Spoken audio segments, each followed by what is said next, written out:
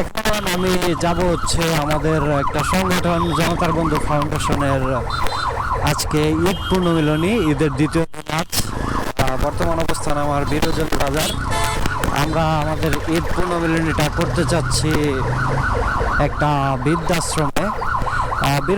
বিরোজলি বাজারে খুব বেশি যানজটের দেখা, এরকম গাড়ির খুব একটা গ্যাঞ্জাম লেগে রয়েছে। সামনের দিকে আগাইতে পারতেছি না। মানুষজন ঈদের পরে বেড়াইতে যাচ্ছে, ঘুরতে যাচ্ছে। একটা অ্যাম্বুলেন্স আমার সামনে, অ্যাম্বুলেন্সটা এত বেশি হর্ন বাজাইতেছে দেখে তো খালি মনে হচ্ছে, এর ভিতরে রুগী অথবা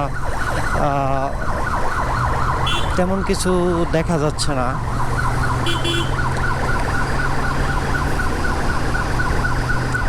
এইখান থেকে পাকুন্দিয়ার দূরত্ব 15 কিলোমিটার।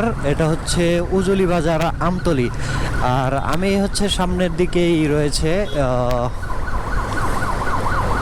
বৃদ্ধাশ্রমটি, সেই বৃদ্ধাশ্রমেই যাচ্ছি, বৃদ্ধাশ্রমের রাস্তায়।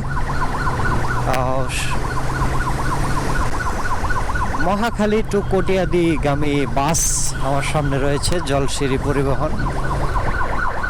এই বাস কোম্পানিগুলো অনেক বছর ধরেই এই এলাকায় ব্যবসা করে আসতেছে। রাস্তায় প্রচুর ধুলোবালি।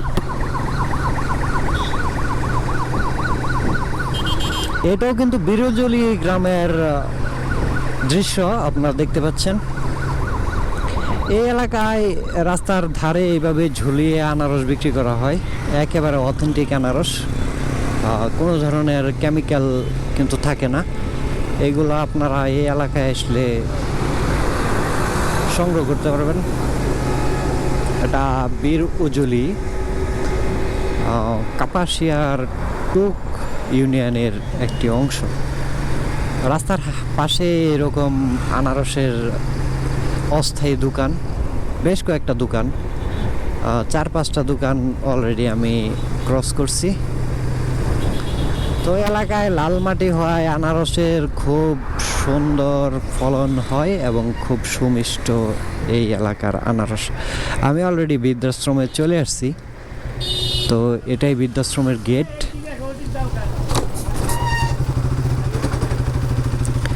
সামনেই বৃদ্ধাশ্রম। আমাদের জনতার বন্ধু ফাউন্ডেশনের ঈদ পূর্ণমিলনীর অনুষ্ঠান এটার ভিতরে হওয়ার কথা। আব্দুল আলী সেবাশ্রম বৃদ্ধাশ্রম, ওইটার ভিতরেই অলরেডি ভাই ব্রাদার সবাই চলে আসছে। বাইকগুলা সম্ভবত ওদেরই।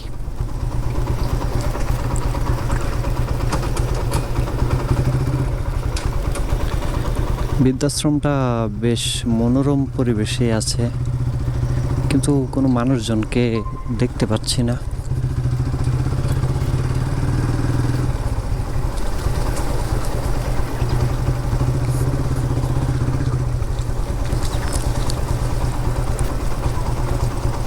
অলরেডি আমি বৃদ্ধাশ্রমের ভিতরে চলে আসছি। ওরা সম্ভবত অনুষ্ঠানটা শুরু করে দিছে। আমি একটু লেট।